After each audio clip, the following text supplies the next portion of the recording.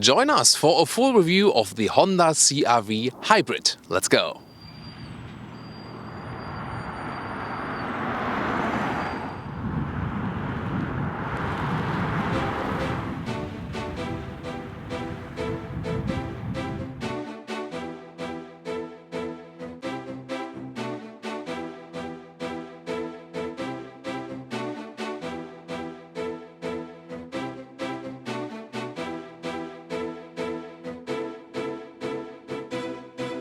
The color for today is called Platinum White Pearl. You can also just say white. Then you have this friendly Honda face in the front, adaptive shutters for the grille on the inside and the comp structure grille on the outside. Headlamps already come standard with LED, and you can also see the LED daytime running light right there. 4.58 meters, 15 foot or 180 inches is the length of the Honda CR-V. Comfortable runaround vehicle is, by the way, the abbreviation CR-V. Very interesting. It sounds a little bit plain, doesn't it? But everyone knows the abbreviation CR-V. It's pretty much popular all over the world. Also one of the best-selling SUVs overall. Interesting. Wheels come from 17-inch, then those ones here are 18-inch, and the top one would be 19-inch. And then here, this is the hybrid logo. That's the only thing you can see on the outside, that this one is the hybrid vehicle. Other than that, it has this classic SUV shape.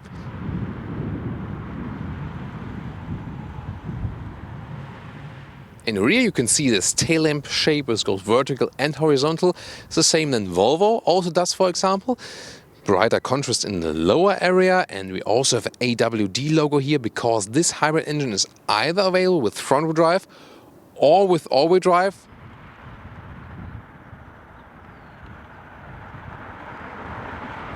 You have a 1.5-liter turbo petrol engine, 170 horsepower with a manual gearbox, or 190 horsepower with a CVT automatic.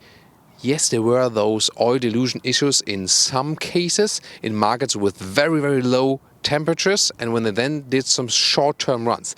Therefore, there weren't any cases in Europe, Honda says, and for the existing markets where there were some problems, they have some software and hardware updates for that, and not relevant to newer models. That's what Honda says. Then, US and Russian market, for example, you have a 2.4-liter naturally aspirated engine, and this one then here, the hybrid. So this is the petrol engine, ICE, so internal combustion engine, combined with an electric motor. The horsepower output is also in the total system. Horsepower output of the electric motor is 184 horsepower. And the interesting thing is that the acceleration figure is actually a little bit better than with the turbo petrol engine with this one here. Sorry, it's not clean, but I think we can live with it.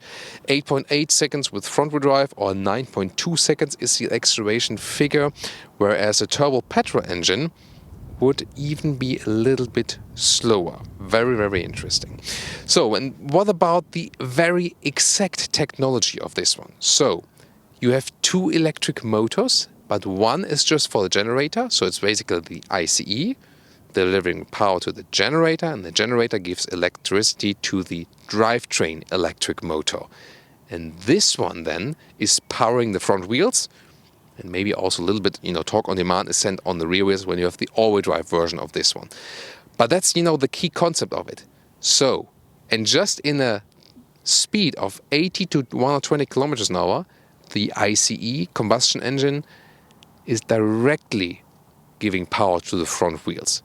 Yeah, that's a little bit complicated. But again, the main key of the system is that usually the combustion engine would not have contact to the front wheels, except for this speed region, because in this case then the combustion engine is most efficient also in general with a normal, just only a combustion engine car. And the pure difference is that, for example, a Toyota hybrid drivetrain, the combustion engine powers the car, and then the battery is also helping a little bit. Here the battery is just a very, very small buffer. Its size is below 2 kilowatt hours. And it's just, for recuperation a little bit, and then for some extra boost for the pure EV mode. But the main thing about this one here is that you have this concept: combustion engine, generator, electric motor. And then you have the direct link, and therefore also no transmission at all. So a very special system. totally different than we've seen before with other hybrid drivetrains. Will it work? Will it also have a very good consumption figure at the end of the day? We'll find that out in the driving part.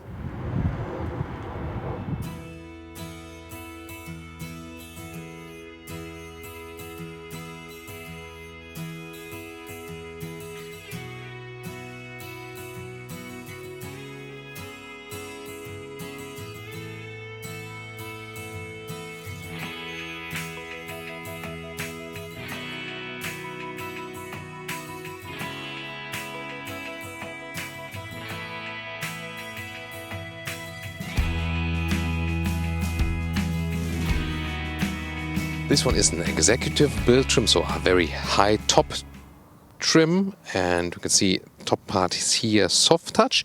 Then they have this wooden inserts, but you can also get it in lower trims as well. So it is a wood style, by the way, so it's not real wood, but I think it feels quite nice and matte, and it looks nice, so why not? Then door handles also quite good quality here. Memory seat in this case. This glossy finish right there, I think that catches a lot of fingerprints. That's, I think, not really necessary. And the insert of the doors for smaller bottles is okay. Bigger bottles, yeah, maybe some. Then the interior, again, it's rather conservative styling, but definitely fresher than with the predecessor generation. Steering wheel with a lot of controls. Left side here, for example, for the head-up display and for the instruments. On the right side for cruise control. Seat heating even available. Then the seats, they have the same form, also in the base seats, but they come with fabric usually as a cover. This one optional animal skin. Again, in a high trim, it gets really expensive, but you can also get some base of 30,000 euros or dollars base CRE, which also do just fine. And the fabric seats are also pretty cool. I've tested them before. And what's always nice is that in either case, it really goes, the cover goes all the way around here. That's really comfortable for your legs and so on. And you can see it's a very even and easy entry to the vehicle too. Let's now get inside, and it's, again, I said, very easy entry. It's a high grown-up SUV seating position. It's very comfortable from the seat form as well. Also for taller drivers. And we made this 86 or 6'1". That leaves at the side here just a little headroom. You have more headroom when you don't go for the optional glass roof. Interior overview, I think, is a little bit overload on the one hand. Of course, less buttons than in the previous generation, but I think it's not a very calm design with a lot of different design elements here. What is nice, again, this wooden visual inlet. It also feels very good. Then this one here is not entirely hard, but also not super soft, but I think it's a good cover right there. Top part here also a mix of hard and soft, so not entirely hard, not entirely soft. Two 7-inch screens, one right here, also one in digital instruments, two more details to that. You can see this head-up display is in a separate plastic glass layer that folds up or down. And we'll also control that one very soon. First of all, let's continue with the overview, because this is quite handy. Still manual climate knob. Build quality here could be a little bit better, but it's easy to control it while driving. The head-up display, yes, it's not the one that is directly projected into the windscreen. It's not flickering in real life, by the way. But, I mean, you can still see it very well. Here for the hybrid, you see the battery status on the left side and the fuel status on the right side. It's an internal built hybrid, so to say. You cannot charge it from the outside, just refuel it. Details to the infotainment system, you see here, it lacks responsiveness. It could be a little bit faster. However, the visualization is quite okay, and we've driven a route with this one already today, and we actually found our way quite nice. So the functionality is overall okay, but again, visualization and CPU wise, they could use some upgrades. Most important is that they offer the smartphone connection right here with the Apple CarPlay or also with the Android Auto connection. So when I have it here in reverse, then we can also see the rear view camera in the screen. And it's actually a quite nice resolution, but it's also not too big. Therefore, they can keep the resolution somewhat okay. And now to the rear. This is very interesting. First of all, the rear part here, it has a look of would be soft touch, but it's actually hard pack, but we have the wood style inlets here. But the real interesting thing is, look at this 90-degree opening of the rear doors. That's then so easy to get inside, and of course also really cool to install your child seats as parents. Isofix at the outside seats each, and it's so easy, to get also bigger child seats in and out with those 90-degree opening doors. Really cool. Also, is a wide area of seating surface here, is very comfortable in the rear. So, and then some luggage setup here for you. You can see you can also put things vertical in it. So it's actually high enough. And let me also clean it up for you, that you can see a little bit more what we actually have. And then we also take measurements and so on. So here we are, you see, with those levers, right and left, like this, and the seats flip. Oh, maybe we need some help right here because the front seat is not all the way in the front. Of course, the biggest strength is the legroom in the second seating row, but also the trunk is very, very well usable.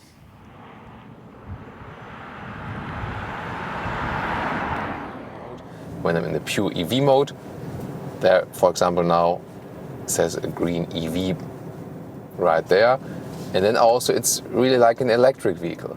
Talked to the engineers here also before, and they said they conceive their concept here as an electric vehicle which is powered by a combustion engine, which doesn't make sense on one way, but on the other way, well, on the other hand, it somehow makes sense again. It's really really interesting concept, definitely.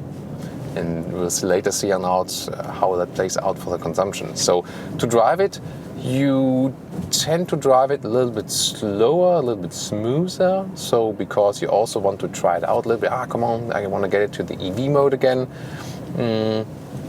Although it is actually a little bit faster in the acceleration, gave you the figures earlier, than the 1.5 liter turbo, because you have this electric drive as well. And here, for example, when you're driving slower again, you can keep it in the EV mode. Maybe also have some buffering from the battery left, from regeneration, for example. Again, when you hit the brakes, the regeneration is active. Also, when you just let the car roll, by using the shifting pedals, you can then switch it around a little bit. So you hit the right pedal, and there's hardly any recuperation. So the car is just rolling. And when you hit this left pedal right here, then you have actually a little bit harder regeneration.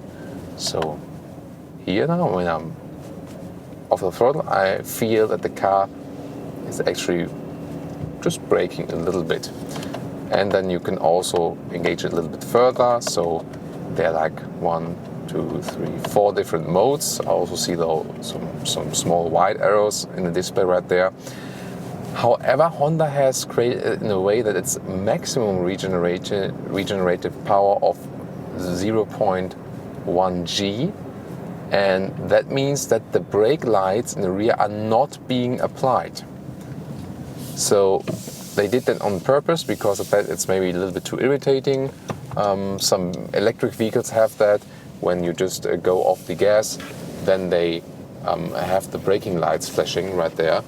And they actually did not want that here for the CR-V.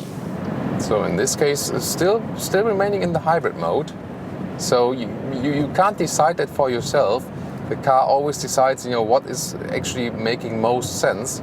They say that when you keep at a steady speed, that would be, a situation where it would be applied most of the time. And I think now it's actually time. We've driven quite a while now and had different driving modes, different situations, some city, some overland countryside driving and so on.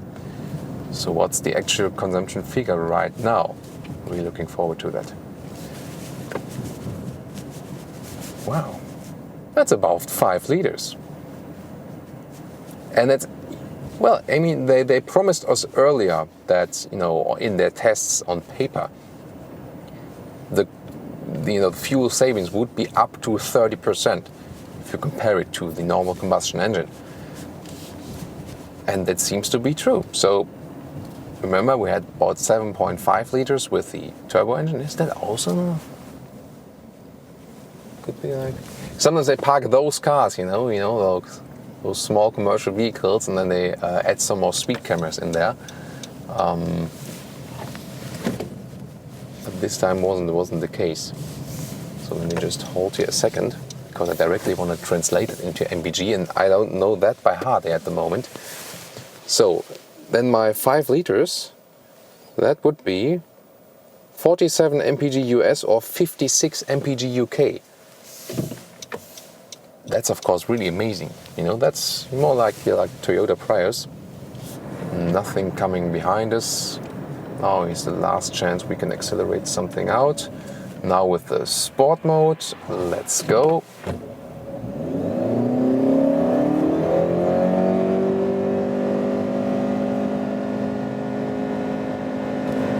Plop, that's it.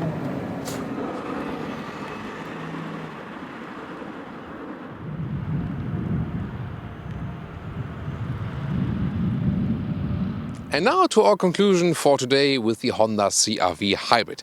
In general about the CR-V, where does it have its weaknesses? Well, it could be a little bit fancier from the interior, for example. The suspension could be a little bit better. The noise insulation at higher speeds could be a little bit better. But where is it actually unique? It's a very good price-performance deal and has a lot of interior space. And it's a somehow, not complicated car. It's easy to use. Although the new hybrid technology is, when you hear about the first time, very complicated. Yes, and does that really make sense? But obviously, the tests show that here today, it does make sense. It has actually significant consumption reduction. So pretty cool result we scored today here. And I think it's also very interesting just to have it for these EV driving moments. It's another step towards the full EV drive. However, you don't have the disadvantages of an electric vehicle with, fueling up and so on. So depending on, for example, when you do not have a good charging infrastructure, this could be something here in between to go for a hybrid then. And again, low fuel consumption, especially if you want it, if you use this EV driving modes. And you don't have to set anything specially. The car does it all itself. You just have to be gentle with the throttle, and then you can really save a lot of fuel, and even more than you would just do with a normal combustion engine car. It was a very interesting driving experience. I just can recommend you to go through it maybe once more and drive it really full length together with me here. It was very interesting for us, and to see that there are even new hybrid systems on the markets where maybe no one has heard of before, and they still obviously somehow work. What do you think about this new hybrid drivetrain here with the CR-V?